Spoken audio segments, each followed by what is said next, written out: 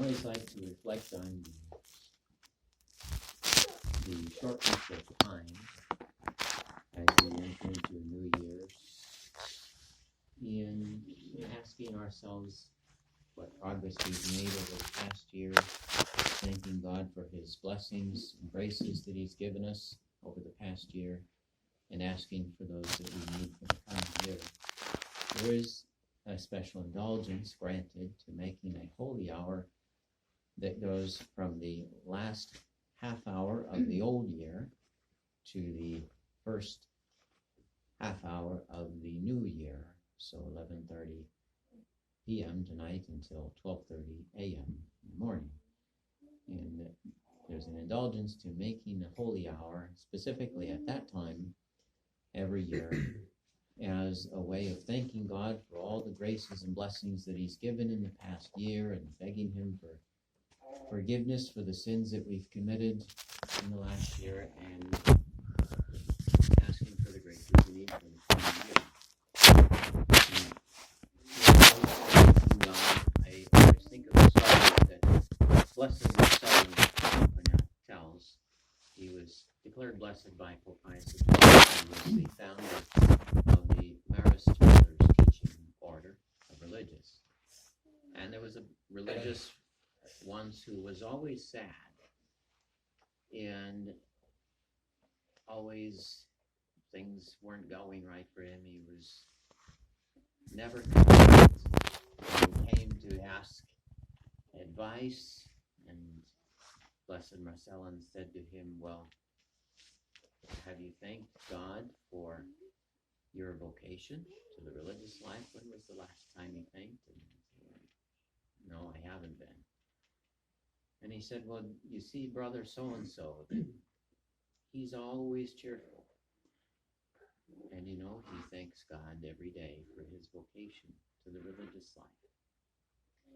And so Blessed Marcellin, in telling this story, says that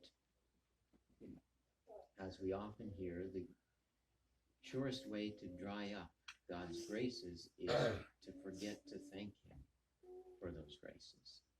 So let's remember this year, at the end of this year, to thank him for that.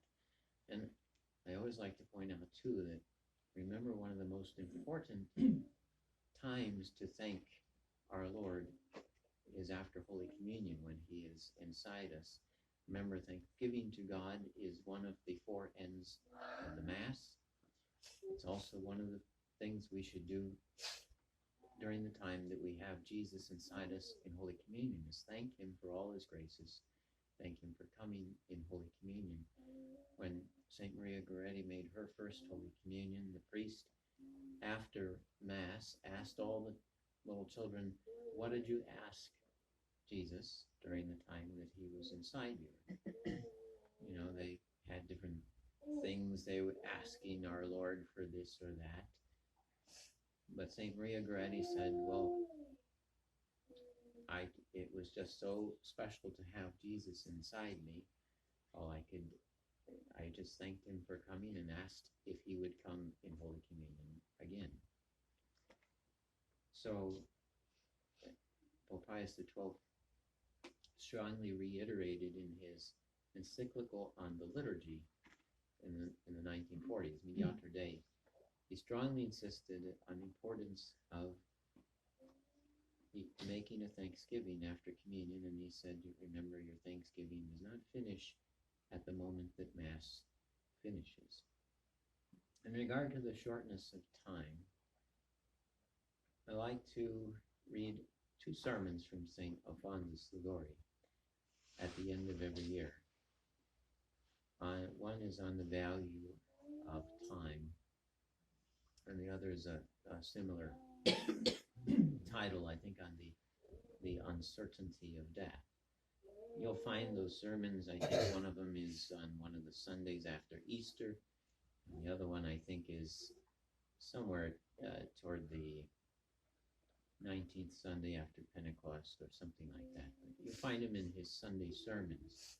Two very good sermons on the value of time and the uncertainty of the moment of death. And one of the things he points out is if you had a court case that everything depended on it, your house, all your money, all your possessions, your liberty to go, to, to be free, if all that depended on that court case, he says, would you be able to be at peace just wasting away your days and doing nothing to prepare for that court case? He says, of course not. He says, you would be doing everything, spending every moment you could to prepare for it, gathering all the evidence in your favor and the witnesses, and seeing how you're going to be able to respond to all of the arguments so that you would be sure to win that case. Or he gives another example. He says, what if someone had promised you all the land, to give you all the land that you could walk around in a day? He said, we would do nothing that day but walk, to walk around as much land as we could. And his point is, this is how eternity is. We all know we're not created for here. We have a limited time that God has given us to be ready for heaven, for eternity, and hopefully going to heaven. And that when we leave this life, whatever state our soul is in, we can't change it. If we've lost our soul, if it's immortal sin when we die, we can't change that. It's lost forever. If we've saved our soul, we've saved our soul forever.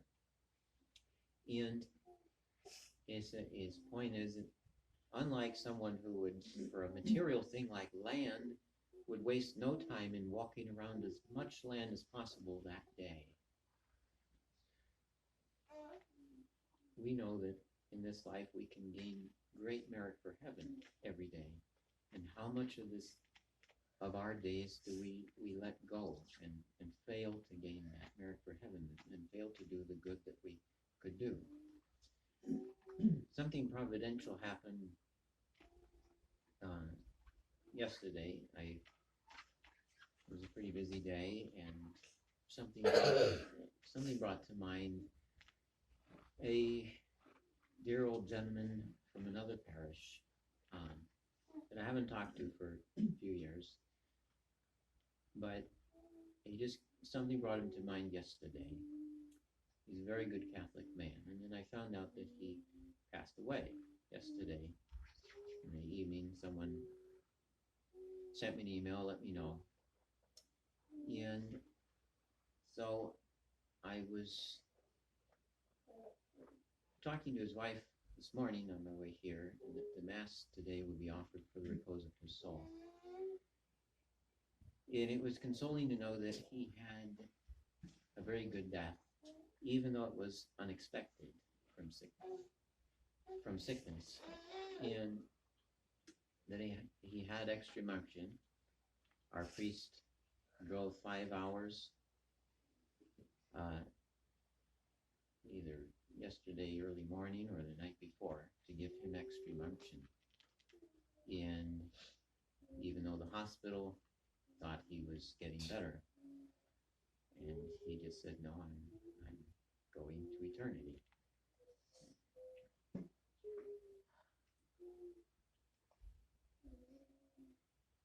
So he was a very good man, and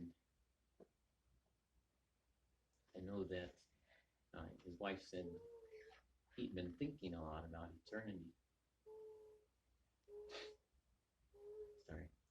For the last 2 years, and preparing well.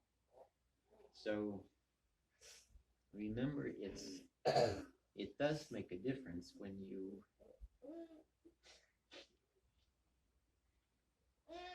we have a limited time, and it's important to use that time to get ready for eternity. And if you do, God will bless you with the grace of a good and holy death. So remember that as we begin a new year, God has given each of us more time in his goodness,